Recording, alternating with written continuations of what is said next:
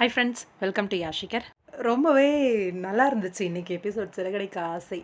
அப்பாவுக்காக மகன் யோசிக்கிறதும், மகனுக்காக அப்பா யோசிக்கிறதும் அப்படின்னு சொல்லி அப்பா வந்து கையோடு கூட்டிகிட்டு போகணும் அப்படின்னு சொல்லி முத்து, இந்த பக்கம் மகன் வந்து வீட்லேயே இருக்க வைக்கிறதுக்கு நானும் வரேன்னு சொல்லி அப்பா. நல்லா இருந்துச்சு.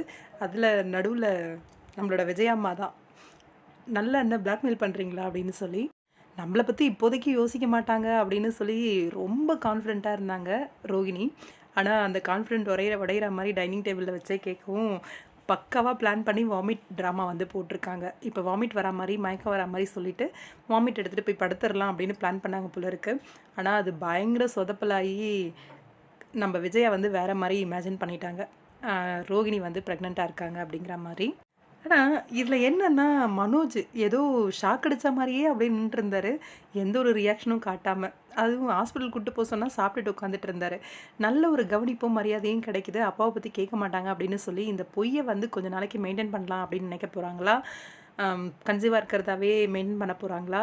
இல்லை ஹாஸ்பிட்டல் போயிருக்காங்க இல்லையா, கன்சீவாக இல்லை அப்படிங்கிற உண்மை தெரிஞ்சு சொல்லிடுவாங்களா அப்படின்றது தெரியலை. மாங்காய்லாம் அதுக்குள்ளே இங்கே ரோகிணி வர்றதுக்குள்ளேயே பையாக வாங்கிட்டு வந்து வச்சுருக்காங்க. ஒரு பக்கம் ரோகிணி ப்ரெக்னெண்ட்டாக இருக்காங்களா இல்லையானே தெரியாமல் மீனாவை வந்து கலாய்ச்சிட்டு இருக்காங்க. அந்த கலாய்க்கிறாங்க அப்படின்றது கூட நம்ம முத்துவுக்கு தெரில. என்னப்பா சொல்கிறாங்க அம்மா அப்படிங்கிற மாதிரி இருந்தார். கவனின்னு கவனிக்கிறாங்க. ப்ரெக்னெண்ட்டாக இருக்கவே சாப்பாடு ஊட்டி விடுறாங்க. போடா அப்படின்னு தட்டை பிடுங்கி வச்சுட்டு மனோஜை அனுப்பி விடுறாங்க. இந்த பக்கம் மாங்காய் ஃபைனல் டச் தான். மாங்காய் வழுக்கி போய் முத்து மேலே இடிக்கிறது செமையாக இருந்துச்சு. நான் எதிர்பார்த்த மாதிரியே மீனாவுக்கு தான் ஃபஸ்ட்டு ப்ரெக்னென்சி வரும் அப்படின்னு சொல்லி எதிர்பார்த்துட்ருக்கேன். பார்க்கலாம், வெயிட் பண்ணி. கண்டிப்பாக ரோகிணிக்கு இது ப்ரெக்னென்சி வாமிட்டாக இருக்கவே சான்ஸ் இல்லை. ஏன்னா அப்படின்னு சொல்லிவிட்டு அவங்க வந்து அந்த ட்ராமாவை வந்து க்ரியேட் பண்ணாங்க. ஒரு பக்கம் மீனா முத்து முன்னாடி வந்து பல்பு வாங்கின மாதிரியும் இருக்க போகுது.